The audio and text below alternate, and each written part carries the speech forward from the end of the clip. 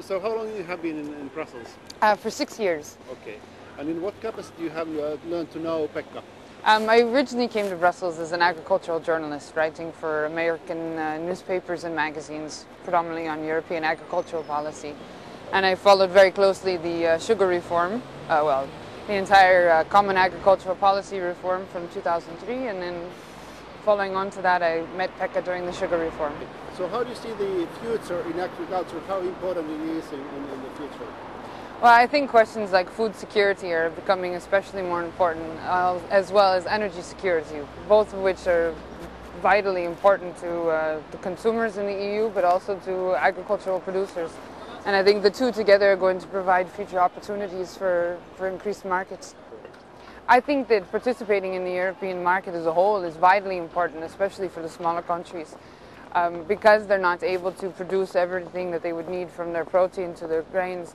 They need to have the good relationship with Europe and participate in Europe. But just because they're small doesn't mean that they should be washed out from the conversation, that they should be quiet and let the big countries like France and Germany take over. I was reporting a lot, as I said, about the sugar reform, and so I got to know some of the folks from CBE, from the European Sugar Beet Growers Association. At the time when I met Pekka, it was during the sugar reform, which was a hugely important time for farmers and for agricultural policy, because it was the first time that the European Union was legislating in a way that would require smaller producers and less efficient producers to shut down their industries entirely. So you look at countries like Ireland and Portugal, and Finland was expected to be among those countries that would lose their industries, but Finland was able to stand up and say, no, this is important to us. Well, the Finnish were very loud in their opposition.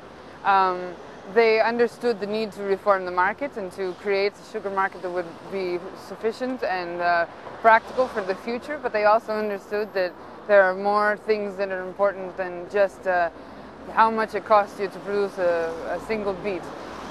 So it was something about national pride, and so it was the national pride of the sugar beet farmers in Finland that worked so hard and made sure that they were able to stay open. For me, Pekka was Finland. He was the only sugar beet farmer that I met during the reform. During those times, there were always meetings in Brussels, so people were coming to town, and it seemed almost every Thursday night or every Tuesday night, I was meeting with sugar beet farmers to understand what was going on. And that continued for several years. To this day, when I think of Finland, I think of Pekka. Pekka is one of those people who has the ability to communicate and be persuasive without being negative or going the low road. He always has his facts right, he always communicates well, and he shows that where he's coming from has sense.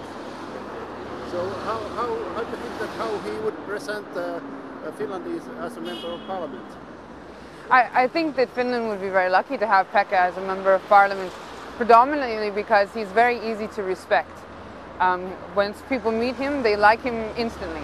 And they know that when he speaks the truth. And that is something that is unfortunately missing in a lot of today's politics. Once you meet him, once you know him, you're a friend for life. And he treats you like that. And I think that in Brussels, where it's such a small community and everybody knows everyone, and it's so important to keep those good relationships and to stretch out and create new ones, I think Pekka is just going to blend in perfectly. He is Mr. Finland.